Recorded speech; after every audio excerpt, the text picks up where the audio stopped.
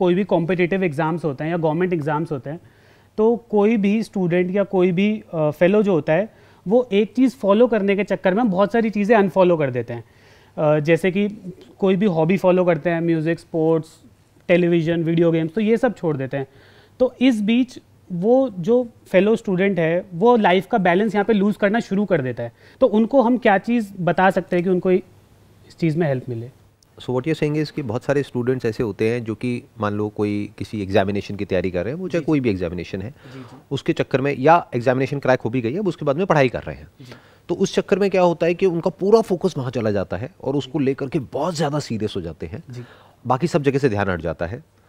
तो हमें ये फिगर आउट करना है कि एग्जैक्टली कहाँ पर ध्यान हटना चाहिए और कहाँ पर ध्यान लगना चाहिए। बिल्कुल, क्योंकि आप जो कह रहे हो कि हर जगह से ध्यान हट जाता है, एक्चुअल में हर जगह से नहीं हटता है, क्योंकि मैंने ज़्यादातर ये ऑब्जर्व किया है, बेसिकली क्या होता है, जो स्टूडेंट्स होते हैं वो कहते हैं कि अब हमें सिर्फ पढ़ाई करनी है, सिर्फ इस पे फोकस करना है, सिर्फ ये करना है, सिर्फ वो करना है, जबकि वो प्रैक्टिकली पॉसिबल नहीं है। ये बिल्कुल ऐसा है कहना कि भाई मुझे सिर्फ इस कमरे में ही रहना है और यहाँ से बाहर नहीं निकलना है, ये है वो है, और प्लस मेरा माइंड भी स्टेबल रहना चाहिए। दोनों काम एक साथ नहीं हो सकते, दोनों में से एक ही काम हो सकता है ना, या तो आप कमरे में रह सकते हो या आपका माइंड स्टेबल रह सकता है या बैलेंस रह सकता है लाइफ में। सो अब यहाँ पर जो समझने वाली बात है वो ये है कि excess of everything is bad.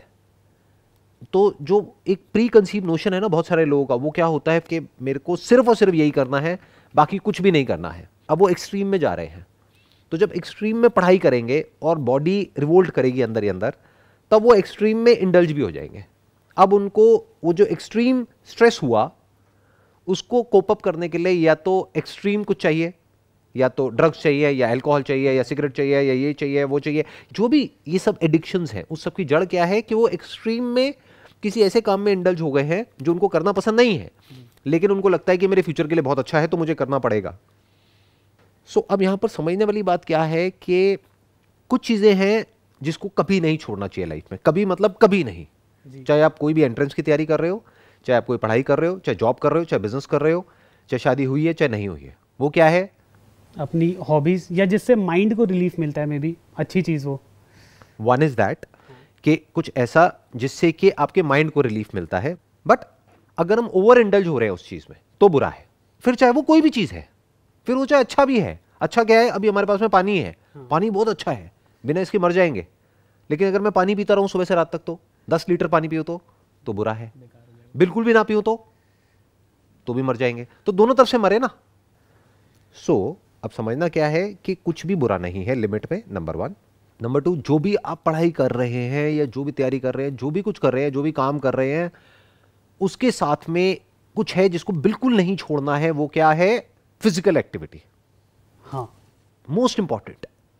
बाकी सब कुछ छोड़ दो, लेकिन फिजिकल एक्टिविटी कभी नहीं छोड़नी, मरते दम तक। जहां आपने वो छोड़ी, आप समझ जाओ आप डीके होना शुरू हो गए। अब कुछ ऐसी गड़बड़ हो रही है जिसके आगे आप चाहे जो मर्जी अचीव कर लो, सब बेकार है। क्योंकि अगर आप फिजिकली एक्टिव नहीं हो तो आप अंदर से अच्छा फील नहीं कर सकते। अब वो फिजिकल एक्टिविटी क्या हो सकती है, कोई स्पोर्ट्स हो सकता है, और कुछ नहीं तो वॉक करके आ गए, जॉगिंग कर लिया, थोड़ा बहुत जिम चले गए, थोड़ा बहुत घर पे ही कुछ कर लिया, कुछ भी किया, लेकिन फिजिकल एक्टिविटी को नहीं छोड़ना है। तभी आप मेंटली फिट रह सकते हैं और अलर्ट रह सकते हैं। That is one. एंड दूसरा जो आपने कहा था कि अपनी कोई ना कोई हॉबी या पैशन, कुछ ना कुछ ऐसा जो करके आपका माइंड रिलैक्स हो जाता है और जहां पर एक्चुअल में आप कुछ नया सीख रहे हो। तो बेटर ऑप्शन क्या है कि कुछ ऐसा करो, मान लो पेंटिंग हो गया, डांसिंग हो गया, सिंगिंग हो गया, ये हो गया, वो हो गया, या दोस्तों के साथ में घूमना फिरना हो गया, मूवी देखना हो गया। कोई भी ऐसा काम करो जो एडिक्टिव ना हो, मतलब जो आपको फंसाए ना एक बॉक्स में ले जा करके। एक मोबाइल क्या है, टीवी क्या है, बॉक्स ही तो है। बॉक्स से बाहर निकलो ना, बिल्कुल। कमरे से बाहर निकलो। ये नहीं कि घर के अंदर बैठे हुए हो और पढ़े चले जा रहे हो, पढ़े चले जा रहे हो। अरे बीच बीच में बाहर निकलो, बैलेंस बनाओ कि अगर आपने 1-2 घंटे पढ़ाई करी तो 1-2 घंटे के लिए किसी ऐसी जगह पे जाकर के बैठ गए जहां पर आप जरूरी नहीं है कुछ कर रहे हो, बट माइंड आपका रिलैक्स हो गया। मान लो बारिश हो रही है, बस बैठ करके आराम से बारिश को देख रहे हो, ब्रेक ले लिया ना। तो ये दोनों चीजें हमको आनी चाहिए। एक कि कैसे अपने ध्यान को एक जगह पे लगाना है, दूसरा कैसे अपने ध्यान को उस जगह से हटाना है। ये दोनों इंपॉर्टेंट है। हटाना मतलब रिलैक्सेशन, जैसे नींद। हाँ बिल्कुल, हाँ नींद सो के भी। नींद का मतलब क्या है कि हर जगह से ध्यान हट गया, उसी को तो नींद कहते हैं। हाँ बिल्कुल, हाँ वो नींद आती तभी है जब दिमाग में कुछ चल ना रहा हो। Right. कुछ चलेगा तो नहीं आएगी नींद। राइट। यहां तक कि आप सोने की कोशिश करोगे तभी नींद नहीं आएगी। हाँ जब कुछ नहीं कर रहे होगे तो नींद आ जाएगी। और एक जगह मैंने पढ़ा था कि सोने से क्या होता है, नींद में ही सबसे ज़्यादा बॉडी रिकवर करती है। नींद इतनी ज़रूरी है जिसकी कोई हद नहीं है। अगर आपकी नींद डिस्टर्ब हो गई ना तो आपकी पूरी की पूरी बॉडी डिस्टर्ब हो जाएगी। नींद आनी चाहिए। जब मैं सीए कर रहा था तो मतलब विद गॉड ग्रेस मुझे कुछ चीज़ें पता थी, कुछ चीज़ें करनी है नहीं करनी है। मैं खुद को प्रेज नहीं करूँगा, बट जैसे शुरू में बोलते थे सीए बहुत डिफिकल्ट है, मैंने वो चीज़ मानने से मना कर दिया।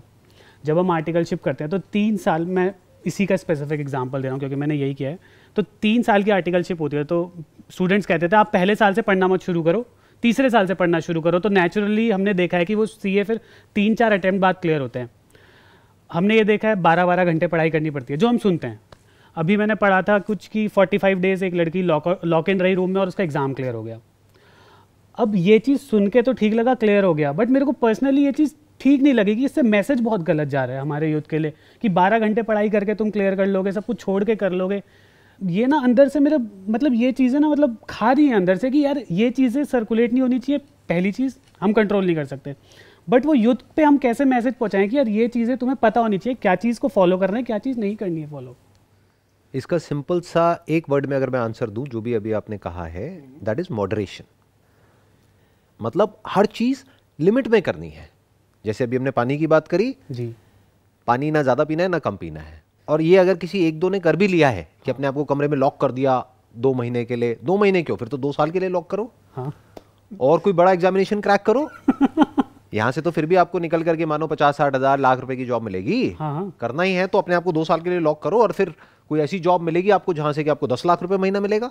बट अपने आप से क्वेश्चन ये पूछना है, अगर कोई इंसान थोड़ा सा भी समझदार है, कि उससे हो क्या जाएगा। उस 2 साल में आप कुछ ऐसा गंवा दोगे क्योंकि आपकी आदतें, आपका बिहेवियर, आपकी हैबिट्स, आपका लाइफस्टाइल सब कुछ बदल जाएगा उस 2 साल में। या 2 साल भी छोड़ो, 1-2 महीने में एक हैबिट को बनने में 21 दिन लगते हैं। बिल्कुल, साइंटिफिकली बहुत सारी ऐसी रिसर्चेस हुई है। तो अगर कोई नॉन स्टॉप 21 दिन तक एक जैसा बिहेवियर फॉलो कर रहा है, जो ज़्यादातर स्टूडेंट्स करते हैं किसी एग्जामिनेशन को क्रैक करने के लिए, तो there is a strong possibility वो कहीं ना कहीं डीप विद इन वो अंदर वो बिहेवियर स्टोर हो गया है। वो रिपीट होने के चांसेस बहुत बढ़ जाएंगे। फिर कभी ऐसा कोई मौका आएगा, फिर से वो बिहेवियर रिपीट होगा। तो ये अच्छा नहीं है आपकी बॉडी के लिए। आपको हमेशा रास्ता ये निकालना है, जो मैं हमेशा बोलता हूँ अपने सेशंस में, आसान है। तो दिमाग ये लगाना है कि कैसे मुश्किल काम को आसान बनाना है। उसी को इंसान बोलते हैं, उसी को स्मार्ट वर्क बोलते हैं। हाँ, लोग क्या करते हैं, आसान से आसान काम को भी मुश्किल बना देते हैं और फिर बोलते हैं कि देखो मैंने कितना मुश्किल काम अचीव किया और कितनी मुश्किल से अचीव किया, इसलिए देखो मैं कितना पावरफुल हूं, और उनको इसमें मजा आने लग जाता है। ये समझदार तरीका नहीं है लाइफ को जीने का। समझदार तरीका क्या है, आप 1000 काम कर रहे हो लेकिन बिल्कुल रिलैक्स्ड हो, किसी को पता ही नहीं लग रहा, किसी को भनक ही नहीं है, काम सारे हो रहे हैं, आप पे बिल्कुल भी प्रेशर नहीं है, सब चल रहा है। जैसे आज देखो ना, आज क्या डे है, आज ट्यूसडे है आज, है ना। हाँ, ट्यूसडे के दिन हम बैठे हैं यहाँ पर, चाय पी रहे हैं, अपना बात कर रहे हैं, और मेरे ऑफिस में अपना काम चल रहा है, बाकी जो और लोग हैं वो अपना काम कर रहे हैं, सब कुछ आगे से आगे चल रहा है, अपने आप हो रहा है। अब ये थोड़ी कि मैं यहाँ पर बैठ करके डींगे मारूं कि देखो ये करने के लिए मैं कितने घंटे काम करता हूँ, फिर मैं ये करता हूँ वो करता हूँ। उसमें क्या समझदारी है। वो तो एक गधा भी आकर के बोल सकता है कि देखो मैं दिन में ना इतने घंटे, मेरे को जब बांध दिया जाता है तो मैं इतने घंटे काम करता हूँ। तो एक गधे में और इंसान में फ़र्क क्या है? बिल्कुल नहीं फर्क। मैं आपको बिल्कुल सच बताऊंगा, कोई घुमा फिरा करके नहीं। एक दिन में मैं ऑन एन एवरेज 6 से 7 घंटे काम करता हूँ, लेकिन काम सारे होते हैं। हाँ, तो it's not about the number of hours that you are working, it's about the productivity that you are generating through that work. It's not about the number of things that you are doing. It's about the quality of things that you are doing. आप 100 चीजें नहीं कर रहे हो, आप 3 चीजें ही कर रहे हो, लेकिन वो 3 चीजें ऐसी कर रहे हो जो अपने आप में कुछ एक्स्ट्रा ऑर्डनरी है। वो बढ़िया है ना, वही तो इंसान होने का मतलब है। बिल्कुल। किसको आप बेटर कहोगे? एक ऐसी कंपनी है, जैसे हमारी जो कंपनी है, वहां पर जो लोग काम करते हैं ना, उनके ऊपर फालतू का प्रेशर है, ना मेरे ऊपर फालतू का प्रेशर है, क्योंकि टॉप टू बॉटम चलता है कंपनी में, सारा जो अप्रोच चलता है, right. So I am the founder of the company. जैसा मेरा बिहेवियर है, जैसा मेरा नेचर है, वैसे ही मैं आगे का कल्चर रखता हूँ कंपनी में। तो कहने का मतलब क्या है कि हमारी कंपनी में कोई भी मारकाट मचा के ना तो काम करता है, ना मैं ना हमारी टीम।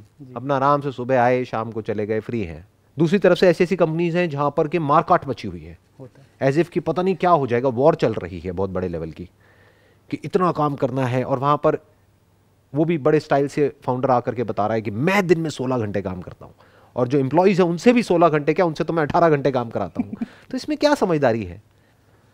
ऐसे ही हर स्टूडेंट को सोचना चाहिए, ऐसे ही माँ बाप को सोचना चाहिए, ऐसे ही एंटरप्रेन्योर्स को सोचना चाहिए, और तभी इसी तरीके से वो लोग जो जॉब करते हैं वो भी सोच पाएंगे, क्योंकि जो जॉब करते हैं उनके हाथ में तो कंट्रोल है ही नहीं। अगर ऊपर जो बंदा बैठा है वो पागल है तो वो सबको पागल कर देगा। हाँ, सीधी सी बात है। 100%। मानते हो ना इस बात को? क्योंकि मैं अपने कोलीग से भी सुनता हूँ, यार मेरा मैनेजर ऐसा है, पर मेरा मैनेजर मतलब they compare their respective bosses, and that is a reality. वो कोई थ्योरेटिकल बात नहीं है कि ऊपर जो आपका बॉस है सारा खेल वहीं पे डिपेंड करता है कि उसका माइंडसेट क्या है। अगर तो वो रिलैक्स्ड है, चिल्ड आउट आदमी है, तो अपनी पूरी टीम को रिलैक्स रखेगा, स्ट्रेस फ्री रखेगा, आराम आराम से काम करेगा, काम सारे होंगे लेकिन मारकाट नहीं मची होगी। ऐसा नहीं होगा कि पता नहीं क्या कोई ट्रेन छूट रही है, जैसे होता नहीं है फाइट और फ्लाइट रिस्पॉन्स, उसी को तो स्ट्रेस बोलते हैं। बिल्कुल। तो ऐसा नहीं है कि कोई पता नहीं क्या होने वाला है, दुनिया खत्म होने वाली है 2-4 दिन में, कि अभी करना है जो करना है। बहुत लोग ऐसे होते हैं, तो वैसा लाइफ में कभी भी बनना ही नहीं है, क्योंकि अगर आप ऐसे बन गए ना, जो अभी आपने कुछ एग्जाम्पल्स दिए कि भाई इतने इतने दिन तक ऐसे काम किया, तो वो इंसान जो इस तरीके से करेगा वो जब आगे जा करके कहीं बॉस बनेगा या बनेगी वॉटेवर, वो आगे भी लोगों से यही एक्सपेक्ट करेगा। वो जा करके अपनी कहानियां वहाँ पे उनको सुनाएंगे कि देखो हमने तो अपने टाइम में ये किया है, तुम भी करो। अपने बच्चों को भी ऐसे बोलेंगे। बिल्कुल। जबकि होना क्या चाहिए, अपने बच्चों को बोलना है या अपने एम्प्लॉयज़ को बोलना है, किसी को भी बोलना है, उनको क्या बोलना है, आराम से करो, ये काम है जिसको हमको करना है, इतने टाइम के अंदर अंदर करना है। अगर इस तरीके से करोगे, इस प्लानिंग के साथ में, तो वो काम हो जाएगा। आपके यहाँ पे रिसोर्सेज वेस्ट हो रहे हैं, आपकी एनर्जी वेस्ट हो रही है, इसको इस तरीके से बचा लो, इसको ऐसे सिस्टम्स में कन्वर्ट कर दो, इन प्रोसेसेस में कन्वर्ट कर दो। ये सिस्टम्स और प्रोसेसेस ठीक नहीं है क्योंकि ये टाइम ज़्यादा खा रहे हैं और यहाँ पे आउटपुट आ नहीं रहा है, तो इसको स्क्रैप कर दो। अब इस तरीके से करते हैं, this is a better way of doing it. तो अब क्या हो रहा है, अब आप एक सिस्टमैटिक तरीके से, प्लान्ड वे से काम कर रहे हो, ठंडे दिमाग से काम कर रहे हो, और जो आउटपुट जनरेट करने की कैपेबिलिटी है आपकी, वो अब कंपैरेटिवली बहुत ज़्यादा है किसी भी ऐसे इंसान से जो बौखलाया हुआ है, जो स्ट्रेस में है।